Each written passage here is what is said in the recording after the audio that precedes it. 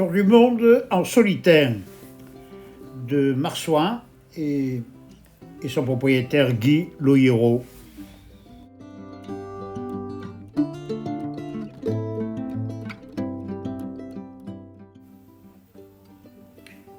Les îles des Samblas. Alors ces îles, il y en a 250, se situent entre la Colombie et le canal de Panama, sont habitées par les Indiens Kuna.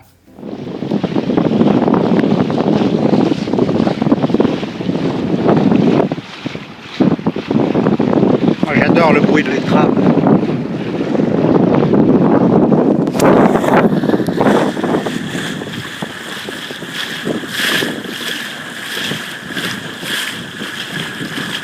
Ah, c'est magnifique.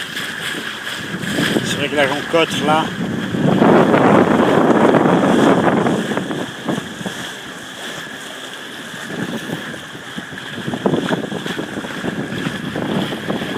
Cela se répare.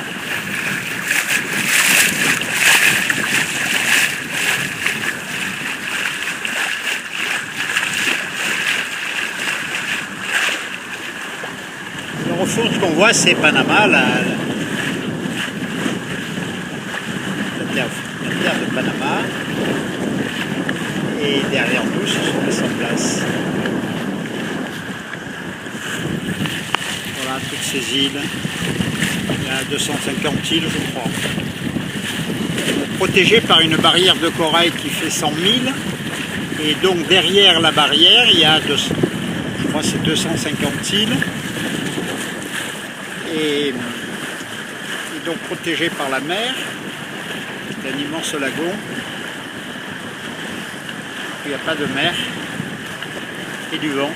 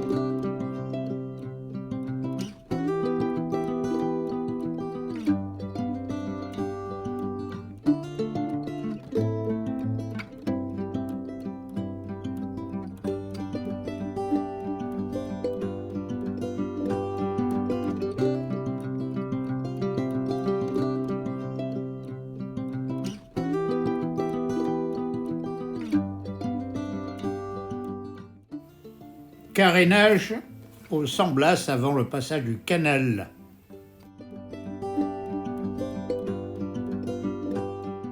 Le pilote qui nous est imposé pour passer le canal.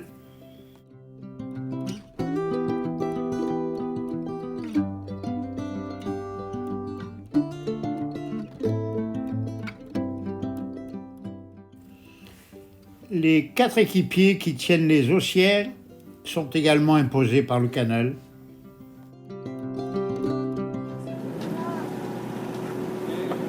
Et voilà le Pacifique. Au fond, le pont des Amériques.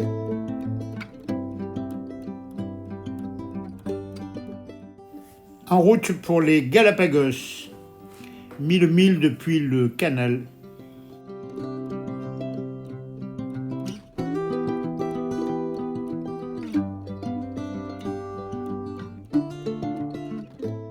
Passage du Poteau Noir, très peu de vent, 43 heures de moteur.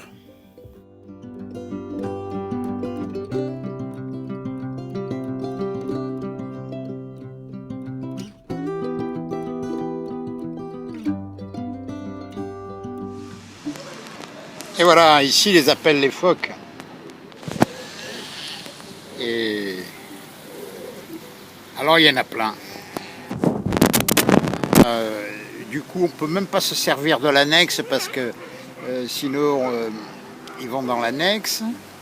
Si jamais tu descends l'annexe du bateau quand tu arrives, tu en as plein le bateau. Enfin voilà, c'est sympathique, mais pas tant que ça. Ils sont quand même assez caractériels, quoi. Je les trouve pas très sympathiques. Enfin bon, c'est particulier, hein, on est au Galapagos. Voilà. À bientôt. Waouh, ça y est, 99,9. Ça y est, on a passé les barres des sons. Demain matin, les Marquises. Après 21 jours de mer, demain matin, les Marquises. Voilà, la Transpac devrait se finir demain. Bah, je suis content, hein, je suis content. C'est quand même un moment important dans sa vie de traverser le Pacifique en solitaire, quoi. Voilà. Après avoir traversé 9 fois l'océan Atlantique, c'est la première fois que je traverse le Pacifique. Et voilà, donc pour moi c'est un moment important dans ma vie. Voilà, et ben, tout va bien. Alors ben, demain, on fera une petite vidéo dès qu'on verra la Terre. À demain!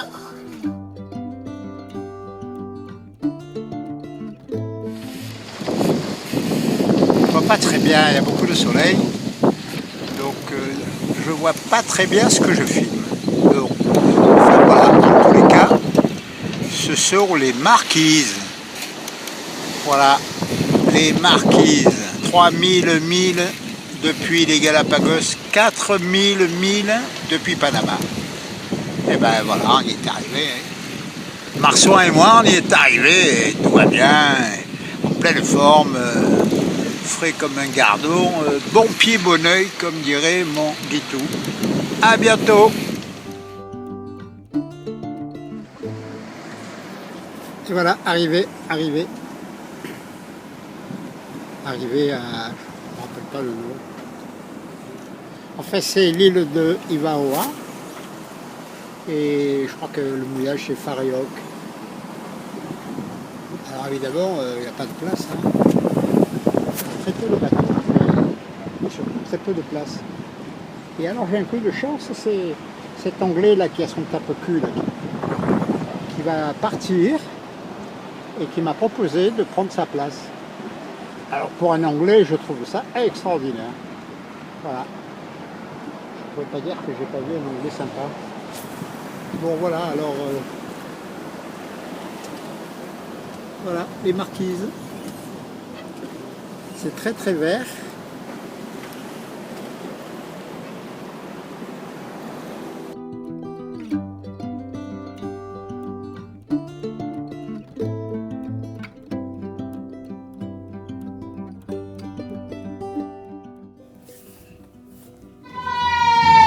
Alors à la messe des Marquises, à la messe, on a vraiment dit dans le Pacifique,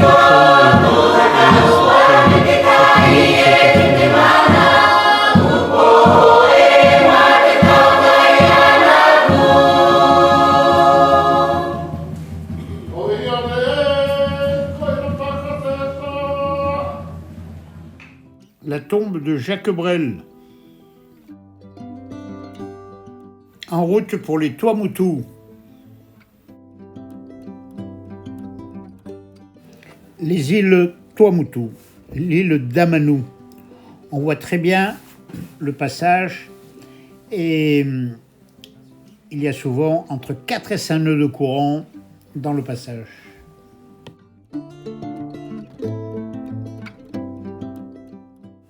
Les enfants de l'île d'Amanu, au Tuamotu, et il y en a 25 et donc on les a sortis en mer, ils étaient très heureux.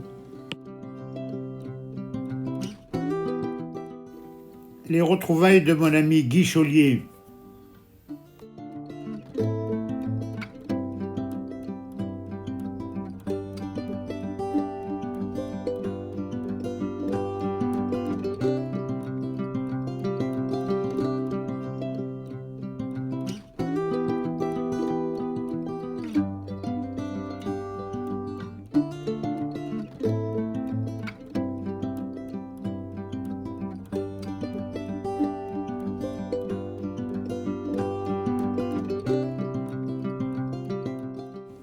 les anciennes maisons sur les îles des Tuamotu.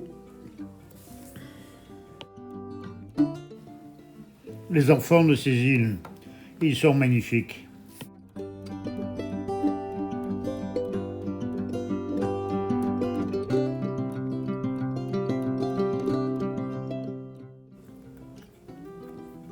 La maîtresse de l'île de Tuamotu.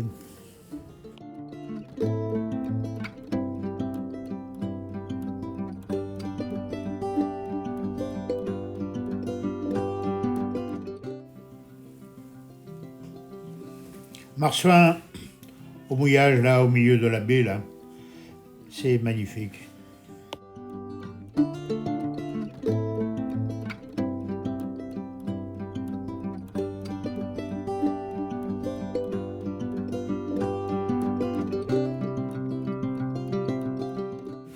Et Magali, une locale extrêmement sympathique. Pataki, là où je vais laisser le marsouin.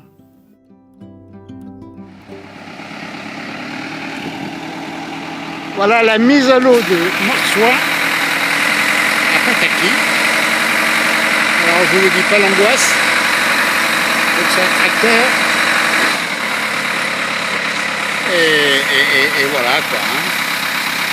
Donc voilà Pataki. Voilà. Voilà où le port marsouin va passer son été.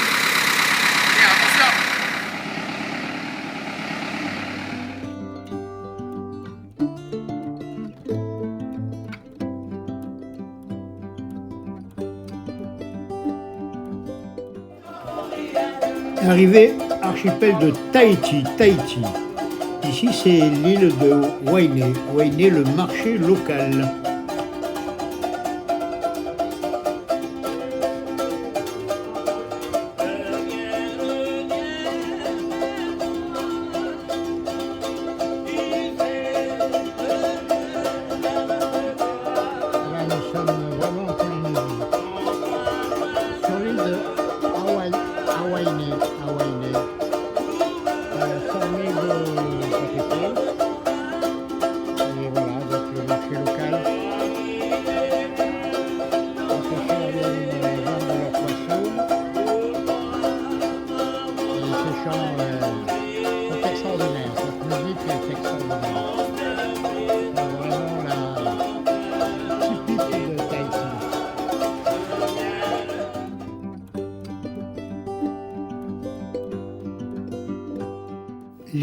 L'île aux pins à Nouméa.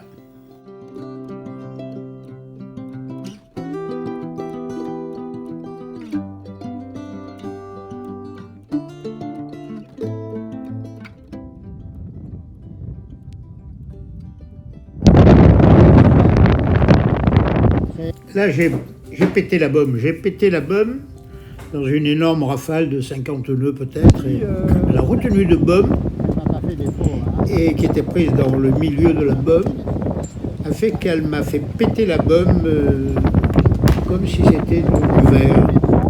Et voilà, donc je me retrouvais.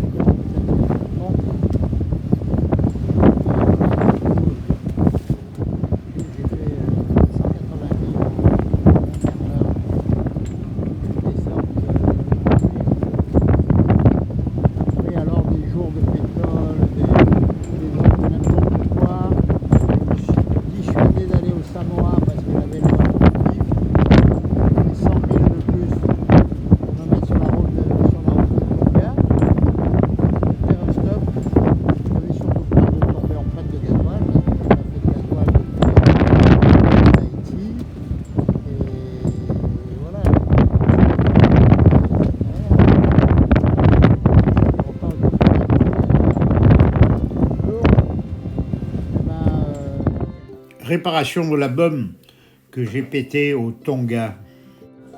Là, on voit très bien la faiblesse de l'épaisseur de la bombe avec l'âge, hein, et ce qui fait qu'elle a pété comme du verre, comme du verre.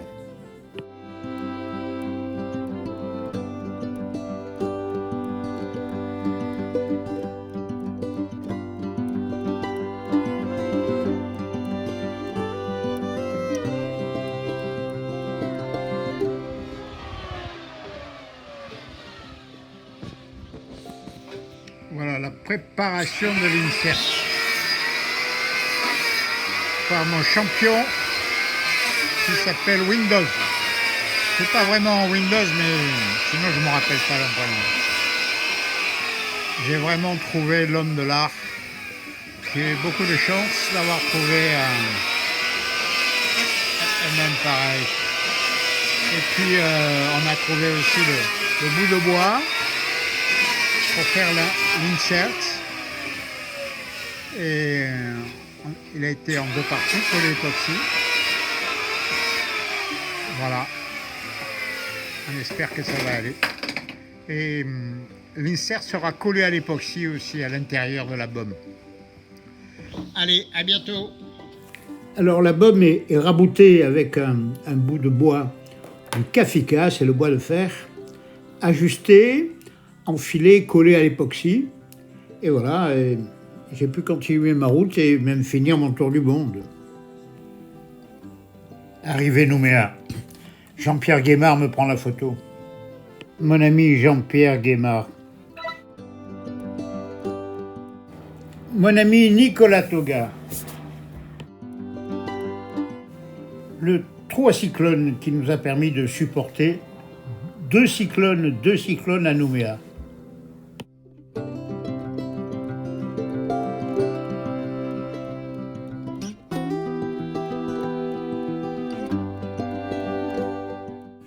Petite régate avec mon ami Thomas Roche.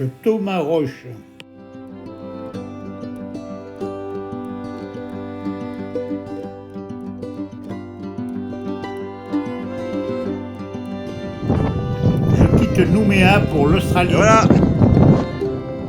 Départ pour Marseille. Allez mon Guy. Et merci pour tout.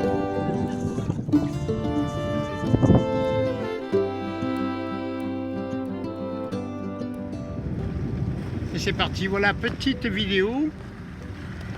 Nous sommes à la pointe nord de l'Australie. Ça s'appelle le détroit de Torres. Et évidemment, il est beaucoup de cailloux. Et donc, il y a un chenal qui emprunte tout le monde. Enfin, les cargos surtout. Parce que les cargos, pour faire de l'est à l'ouest, sont obligés de passer par l'Australie. Et il n'y a rien de possible, quoi. Hein. Il faut absolument passer à travers les cailloux de la pointe nord de Torres. Et donc voilà, quoi. Alors c'est une autoroute. Hein. Bon, évidemment, on est conjointement, on peut naviguer conjointement avec ce cargo qui vient de me faire la droite. Et tout va bien.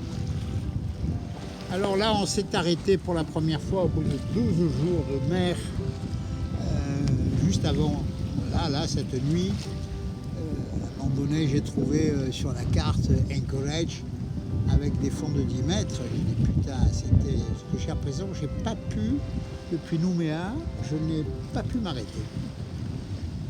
À Chesterfield, j'ai voulu m'arrêter, ça a été l'horreur.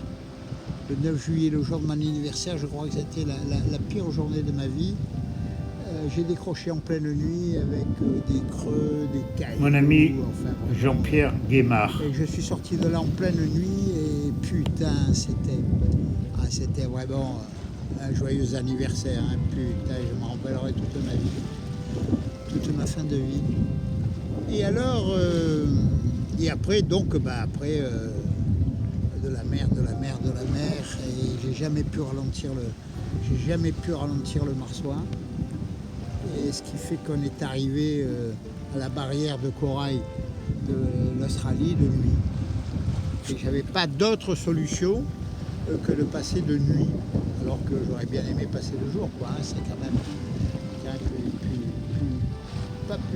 plus sécurisant, oui. Et donc là, c'était, je crois, la plus grosse angoisse de ma vie. Pendant 2 jours avant, imaginez qu'on allait passer cette barrière, alors qu'il y avait des rouleaux, hein. Il y avait des creux. Je me suis vu me faire rouler dans une passe qui faisait 0,2000. Donc un couloir, quoi, hein, un couloir de 300 mètres. de large. Et donc j'ai même préparé le matériel de survie. Je crois que vraiment, j'ai été concentré. Et puis 3 heures avant le passage du canal, je tombe sur la carte et je vois un putain de lagon assez large qui permettait la rentrée. Aucun des guides s'était marqué. De toute façon, des guides, j'en ai pas. En plus, ils sont en anglais, alors je te dis pas comment ça me gonfle. Et donc là, j'ai dit, mais putain, mais c'est bien sûr. Donc j'ai changé ma route. Je l'ai même raccourci. Ce qui m'a fait gagner une demi-heure. Mais il m'aurait fallu... j'avais 2 heures de retard, quoi. Hein. Avec 2 heures de mieux, je pouvais rentrer le jour, quoi. Et là, bon, vive la carto, entre les deux cartos, là, Navionics et OpenCPN, vraiment. Donc on était dehors, le iPad dans son préservatif, et puis on a fait la prière, quoi. Et puis voilà, et j'ai empanné à un moment donné, et puis je suis rentré dans la barrière, et voilà. Et alors j'avais l'intention de m'arrêter, mais que dalle, hein. J'ai pas pu, non seulement je suis rentré de nuit, mais j'ai dû traverser le nord dans les cailloux, j'ai dû traverser le nord de l'Australie dans les cailloux, quoi. Parce qu'à aucun moment j'ai pu arrêter le bazar. Et là, donc une nuit blanche, hein, dormi 1 heure, quoi, hein. Mais bon, on a tellement d'adrénaline qu'on n'est pas fatigué. Et je me suis servi beaucoup de ce, en plus de Navionics, de Navimaltic. Et ce sont des photos satellitaires et c'est vachement intéressant. Mais c'est vachement intéressant, j'ai navigué dans les cailloux avec ça. Mais bon, ça va, hein. Et puis jusqu'au moment où je suis allé choper le rail. Le rail, et là à partir du moment où j'étais dans le rail, c'était beaucoup plus facile. Bon voilà, alors là vous voyez c'est la pointe nord. Aujourd'hui il fait beau temps, pas beaucoup de vent. Ce qui me choque là. Toujours femme pour envoyer la grande voile haute. Ça fait 8 jours qu'elle était arisée à 4 riz de Bastac. Et voilà, bon, c'est presque spiable. Bon les copains, allez, à bientôt. Alors ça vaut la photo, hein.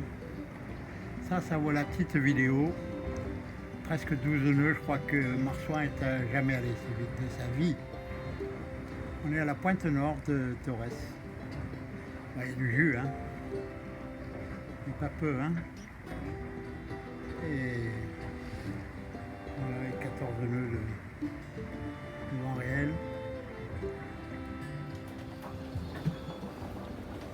Et voilà à l'écran la dernière phase. Je suis à 200 000 de Bali. Et alors j'ai dû sortir la deuxième version d'OpenCPN et le deuxième ordinateur, celui que j'avais en spare, parce que la version précédente, celle-ci, il n'y a pas les noms. Et il n'y a pas les noms nulle part et donc malgré le white point, c'est quand même mieux quand on voit écrit Bali en toutes lettres et Benoît en toutes lettres. Bon, voilà. 22e jour de mer.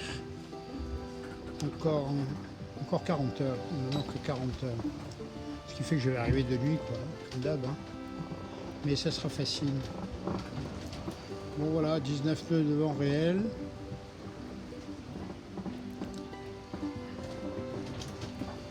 Et voilà, je suis au 118. Donc je viens encore de changer d'heure. Maintenant j'ai 4 heures sur vous. Donc à Nouméa j'avais 9 heures. Maintenant j'ai 5 heures de décalage. Bon tout va bien, hein. On commence à y croire. Je commence à y croire. presque, là, ça fait plus de 3 semaines de mer. Je me suis arrêté juste à la pointe de l'Australie.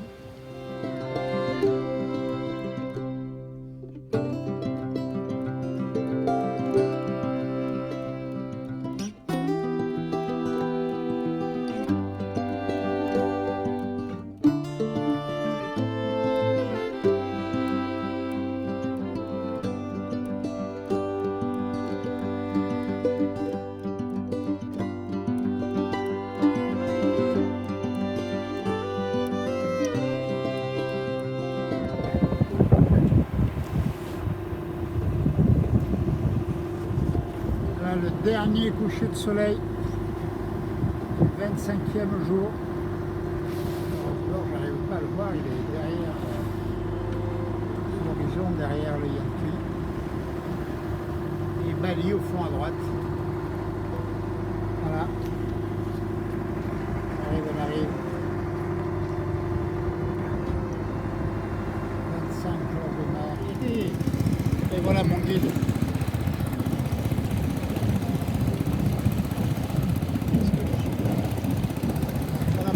Andrea. Alors c'est extraordinaire parce que son bateau là c'est un Kayoko, je dirais un Kayoko style des Kuna, dans lequel il a mis un moteur inboard. Et alors 2 flotteurs sur le côté, enfin bon, c'est vraiment trop drôle.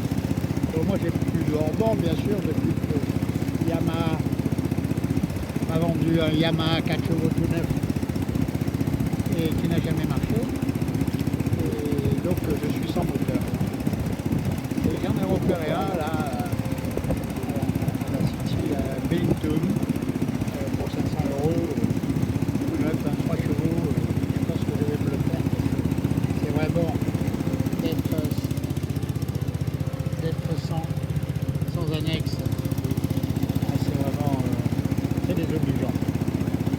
Bon, maintenant on va faire la corvée de gasoil. Hier on a fait la boucle. Gasoil. Allez les copains, à bientôt. Les pêcheurs au filet, en Malaisie, ce sont des femmes.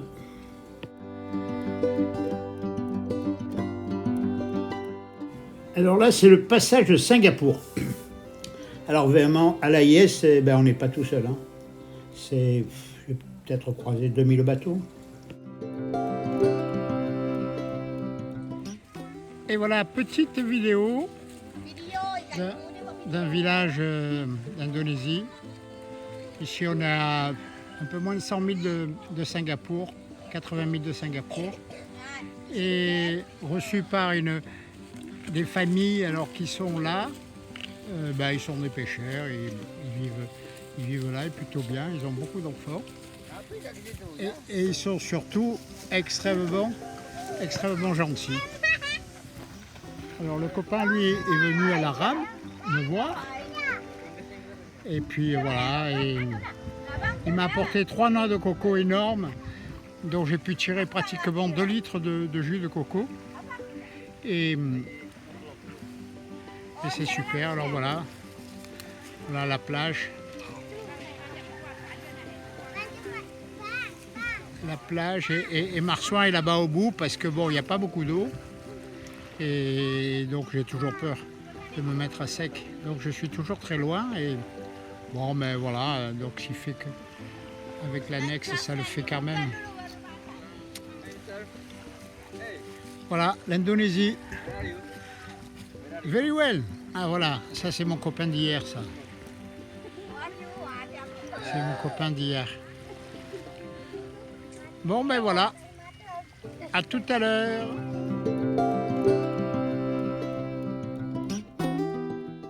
Arrivé en Malaisie, à la recherche d'un point cyclone avec mon ami Alain pour pouvoir passer l'hiver.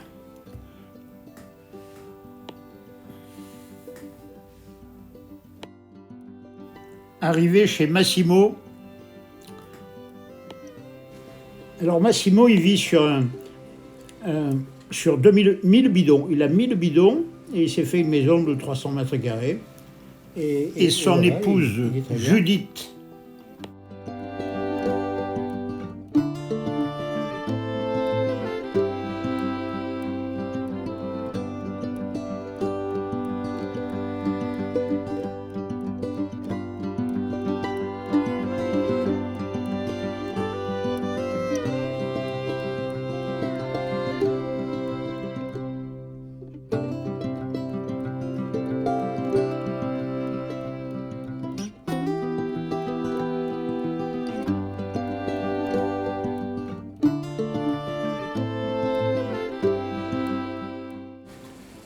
Alors on pêche dans une nasse des mérous et on mange un mérou tous les jours.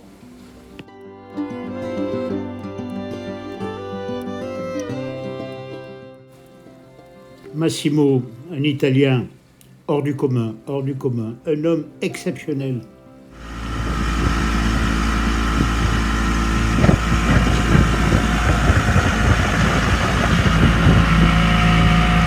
Voilà Massimo, capo, le patron de tout ça.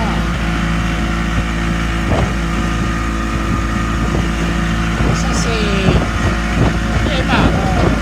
Emma c'est un Hongrois. C'est un Hongrois qui l'a fait travailler nos livres.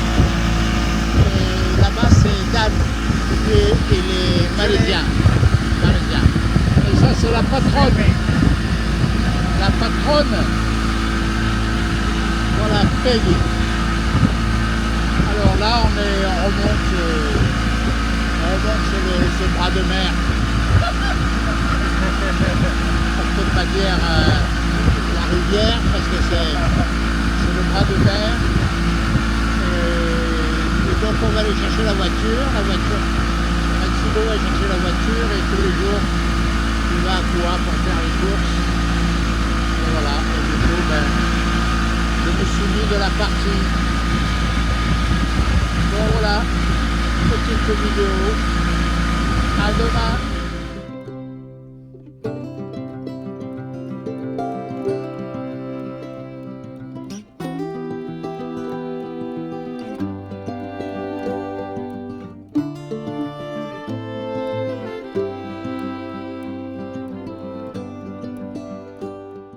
Arrivé au Sri Lanka, où j'ai été consigné à cause du Covid,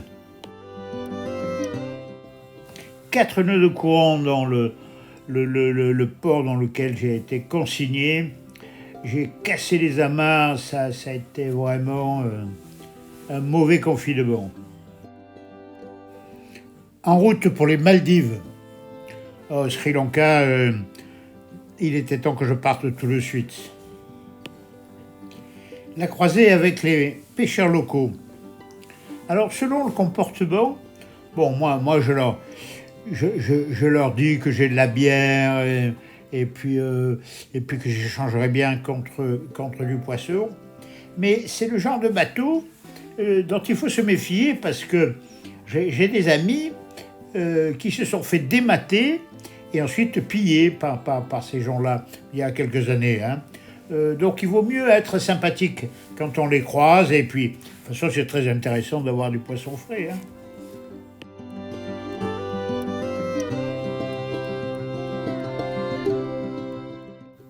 Arrivé aux Maldives, la ville de Malé, la capitale.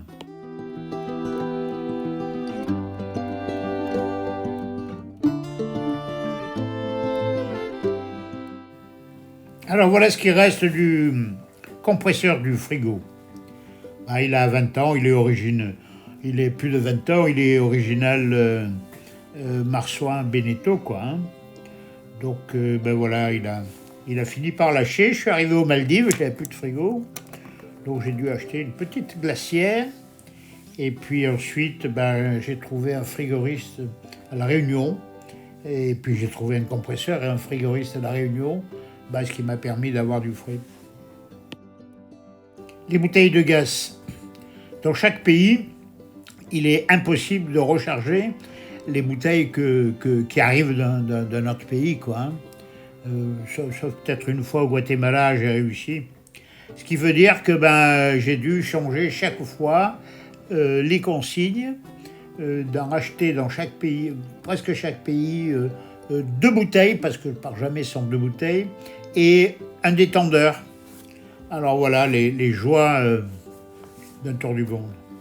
Alors certains copains ont un système pour remplir les bouteilles avec la bouteille locale et puis se servir de leur bouteille à eux. Mais moi j'ai un peu la trouille, moi j'ai la trouille du gaz. Donc tant pis, je préfère dépenser un peu les sous et acheter des bonnes bouteilles sans devoir manipuler.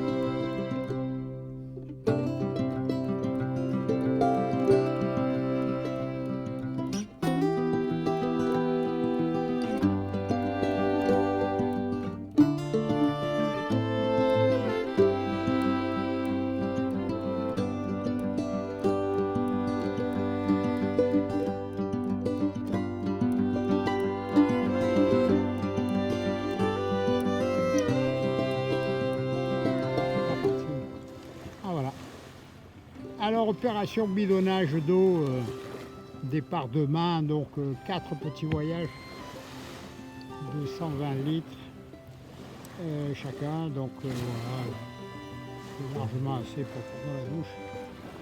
Donc, bidonnage, l'entonnoir du diesel, et puis un tuyau d'eau là, et voilà, et ça va directement dans le dinghy. Comme ça, je me fais pas chier à transporter tout ça. Bon, ben c'est vraiment très beau, hein, quand on voit ce mouillage là. C'est vraiment très beau les Maldives. Hein. Bon, ça coûte très cher, mais ça vaut le coup. Je crois qu'on s'en rappellera toute sa vie. Hein. C'est vraiment formidable. Ça, c'est une piscine, ils ont fait une piscine avec des bidons. Et voilà, opération bidonnage. Allez, alors à plus tard. Les copains suisses rencontrés aux Maldives. Javerne, le catamaran Javerne.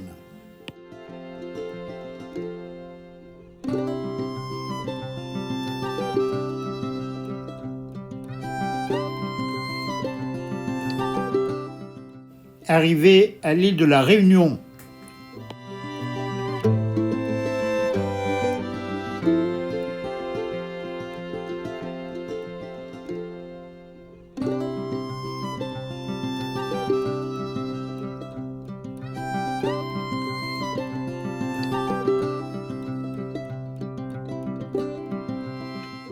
Les copines malgaches de Nosy Be, interviewées par la télévision locale.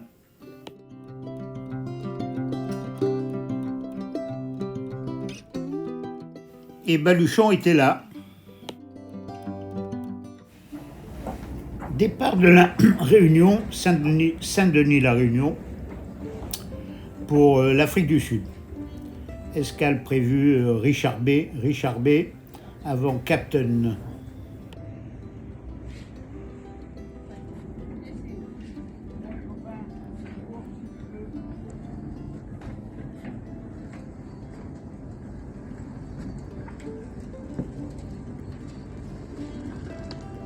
C'est fou.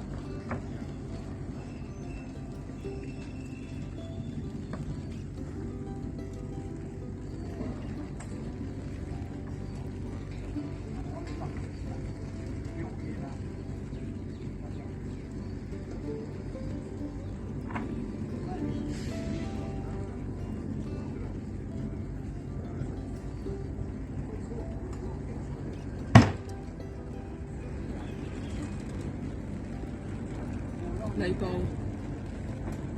Afrique du Sud, je pense. L'Afrique du Sud n'a pas de rencontre, il n'y a pas de ressenti. Allez, bien.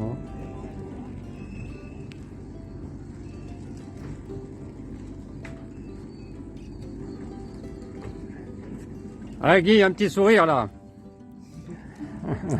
Salut Bruno, salut les copains. Salut, salut. Je t'envoie ça.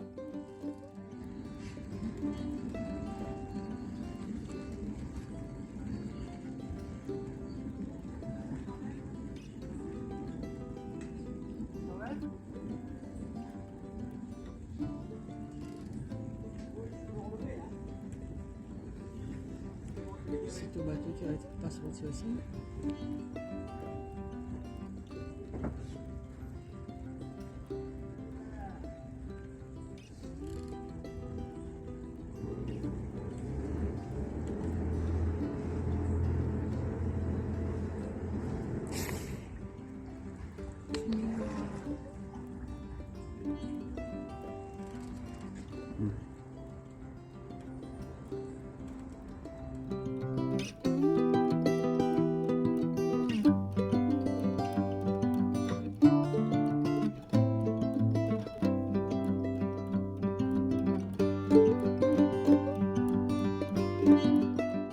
Arrivé à Capton, où j'ai fait un stop et j'ai dû changer les boulons de quille.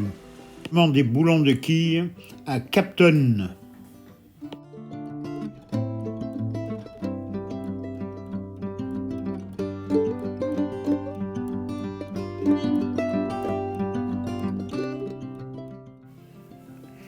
Le hublot explosé dans l'océan Indien et que j'ai réparé, je ne sais comment, mais très rapidement.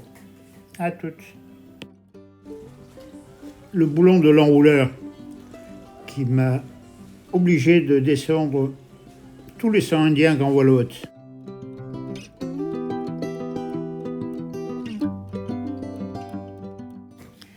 Alors, pour pouvoir déquiller et changer les boulons de quille, j'ai dû démater, car tous les soirs, à Capton, il y a des coups de vent de 30-40 nœuds, et c'est extrêmement dangereux d'avoir le mât et puis la quille.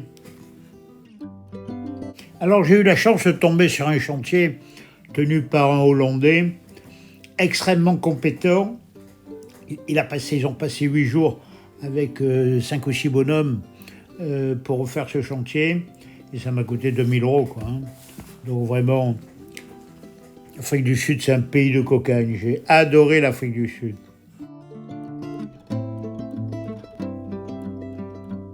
Et voilà, terre, ils disaient les anciens. Voilà le caillou tant attendu. 12 jours depuis Capton. Et le caillou Sainte-Hélène, où les Anglais avaient emprisonné notre brave Napoléon.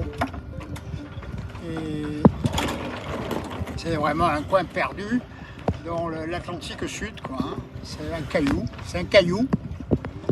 Voilà les copains, finalement, on y arrive, hein. Tout va bien. Bon pied, bon oeil. Allez, à bientôt. Voilà la vidéo de Sainte-Hélène. Alors c'est vraiment un caillou qui est dans l'Atlantique Sud. Et l'intérieur, ça ressemble beaucoup. C'est très british et très anglais, hein. On se croirait un peu à Chaos, aux Bermudes aussi, hein. Enfin, c'est toute cette façon de vivre. Bon voilà, alors on est environ une vingtaine de bateaux au mouillage. 7 ou 8 sont arrivés cette semaine avec moi. Moi je suis arrivé mardi. Et voilà, on a fait les tests. Et tous les jours, alors on ne peut pas avoir internet. Donc du coup, il faut aller au bar. Alors voilà les taxis. Voilà ce qui nous ramène à bord du bateau. En tout cas, les annexes, c'est très compliqué pour débarquer. Et là, c'est le quai avec beaucoup de conteneurs qui sont alimentés essentiellement par conteneurs. Voilà, Sainte-Hélène. Là, nous sommes en France, sur l'île de Sainte-Hélène. C'est la maison de Napoléon. Alors, autour de la maison de Napoléon, eh bien, ils ont fait une propriété française.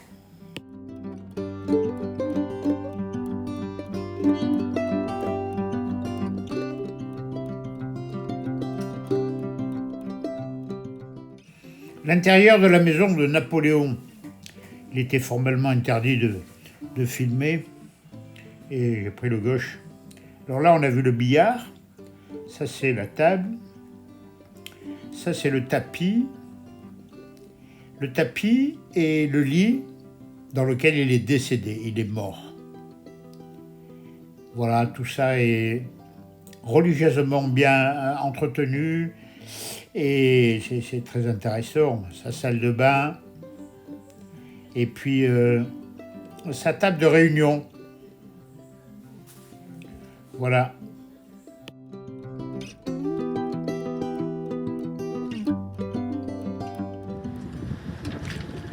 Lever du jour.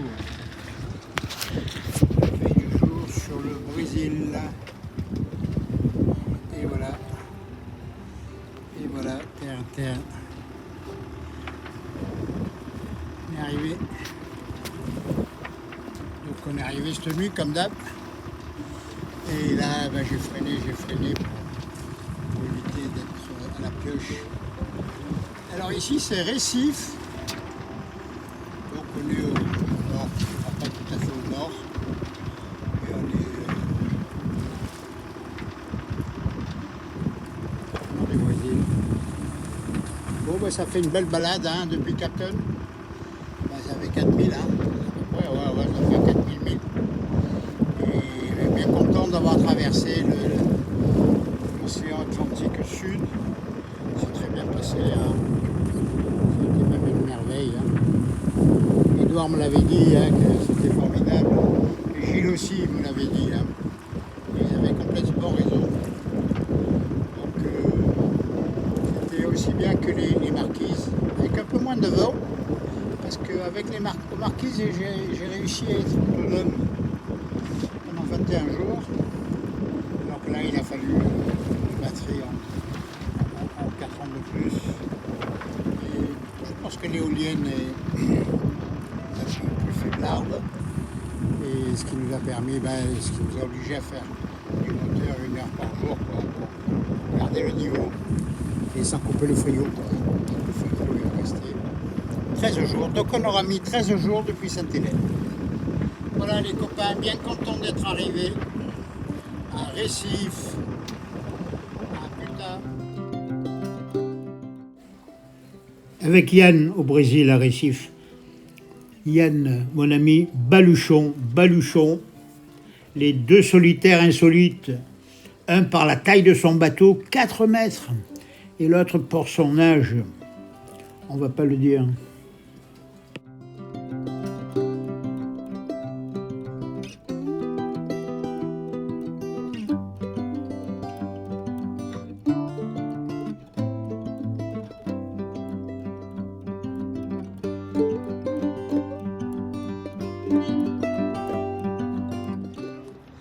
Et voilà le départ de mon ami Baluchon qui quitte le Brésil.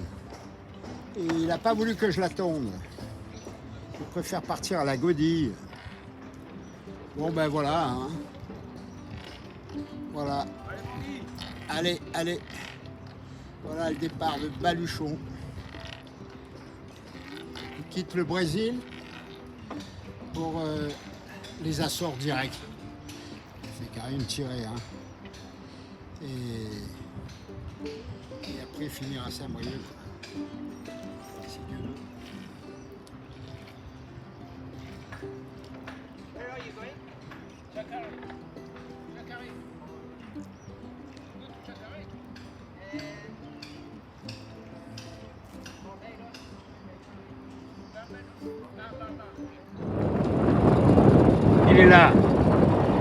à Baluchon. Ah, il a mis quelques temps pour sortir du chenal. Là. Et voilà, je le rattrape.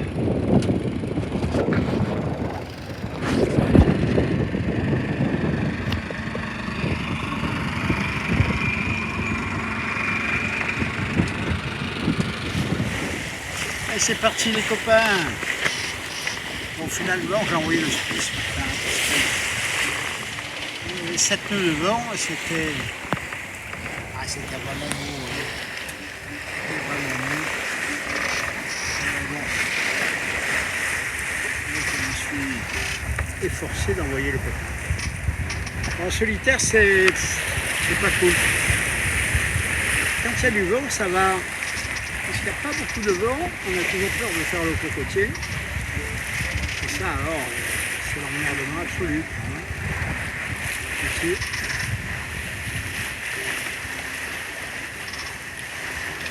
Et voilà. Et c'est vrai que là, on est à 7 nœuds du coup. Hein. Donc je la donne. Bonjour l'angoisse aussi. Hein. Bon voilà, ben, je vais essayer de garder la journée. Je rentrerai au coucher de soleil.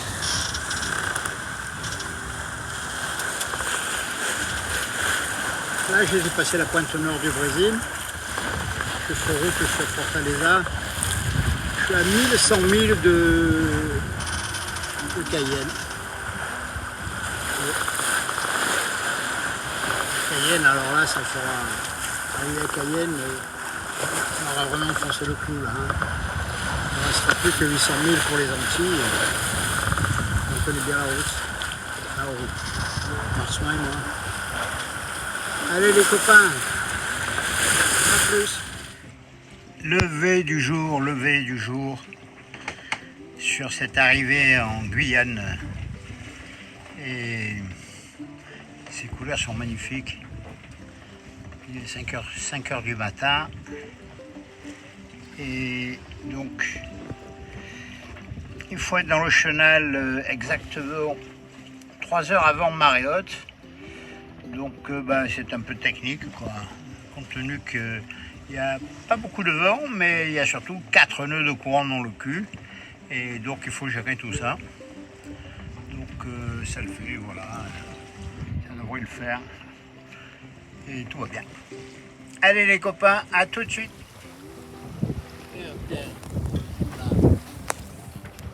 On voit pas encore bien, et je suis à 20 000 là.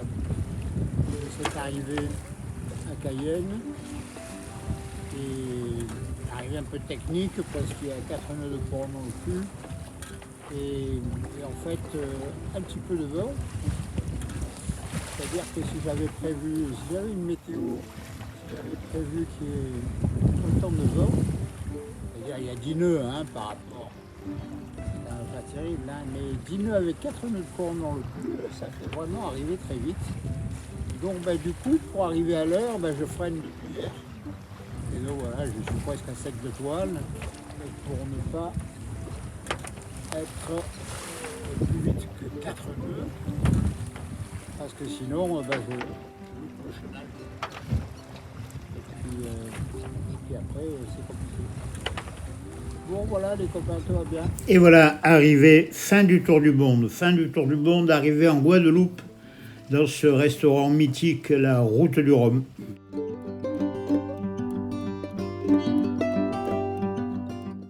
Le pavillon de la nautique qui a fait son tour du monde, donc Guignol, sur le Marsouin. Voilà, merci.